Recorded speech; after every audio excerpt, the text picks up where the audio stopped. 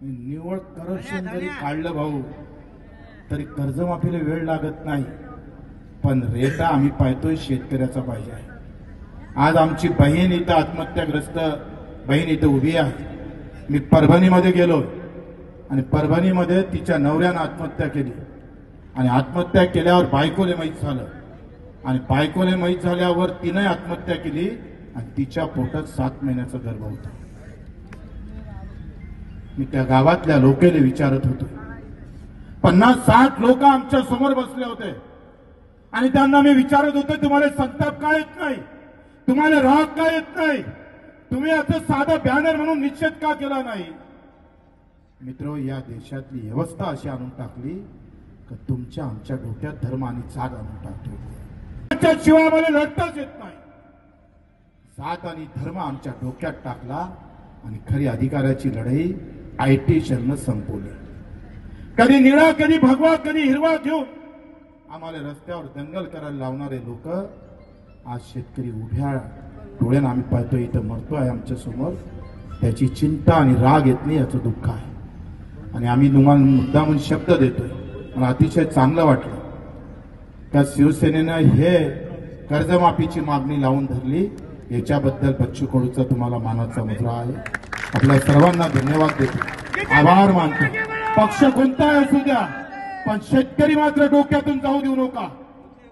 जो आम्ही पाहतोय राब राबतोय, रात्रीचा दिवस आणि दिवसाची रात्र करून रक्ताचं पाणी करतोय, तो बाप माझा शेतकरी आहे, त्याच्याशिवाय माझा कुणी नाही, हे डोक्यात घेणं फार महत्वाचं आहे। आणि मग माझ्यावर काही टीका टिप्पणी होऊ द्या, मी त्याची पर्वा नाही करत, आम्ही त्याची पर्वा करणारही नाही आहे। आणि आम्ही सांगतोय, सरकारनं जसं नितीन भाऊनं सांगितलं, अधिवेशनापर्यंत जर कर्जमाफी जर झाली नाही तर अधिवेशन कसं भरते तेच आम्ही पाहू, पैसा भरेल। फार जास्त लोकांची गरज नाही, भगतसिंग आमच्या डोक्यात आहे, फार जास्त लोकांची गरज नाही आहे। 3.5 लाख शेतकऱ्याच्या आत्महत्या म्हणजे एक तालुका बंदा मेला। अरे एका अधिकाऱ्यानं आम्ही पाहतो 28 लोक मारले गेले, आपण त्याचं घर उद्ध्वस्त केलं, त्याला पूर्ण चिरफाड करा दुमत नाही, पण 3.5 लाख शेतकरी मेला। आता आम्ही कोणाचं घर पाडायचं ते मुख्यमंत्री सांगा, चौकीदार बेमान हो गया साला। तो काश्मीरमध्ये कामी येत नाही, प्रचंड भ्रष्टाचार वाटतं आणि बोलून कर्जमाफी देत नसन तर सांगतोय, आम्ही उद्या तुमच्या दारावर आल्याशिवाय राहणार नाही। चौकीदाराला हे आम्ही इशारा अशा पद्धतीने दिला पाहिजे, ह्या अपेक्षा करतोय। मला जास्त अपेक्षा नाही, मी फक्त शेतकरी म्हणून आलोय, नाहीतर माल्याच उलट्या बोमा होणार तिकडे, मला त्याची काही पर्वा नाही। काही झालं, अख्खं आयुष्य राजकारणाचं बुडलं तरी चालत, पण शेतकरी जिथं जिथं म्हणून आंदोलन करन तिथं तिथं झेंडा आणि धर्म आणि जात आणणार नाही, पक्ष आणणार नाही। एक कार्यकर्ता आणि एक शेतकरी म्हणून हजर राहण्याचा मला तुम्ही जो काही बहुमान दिला त्याबद्दल आपल्या सर्वांचे आभार।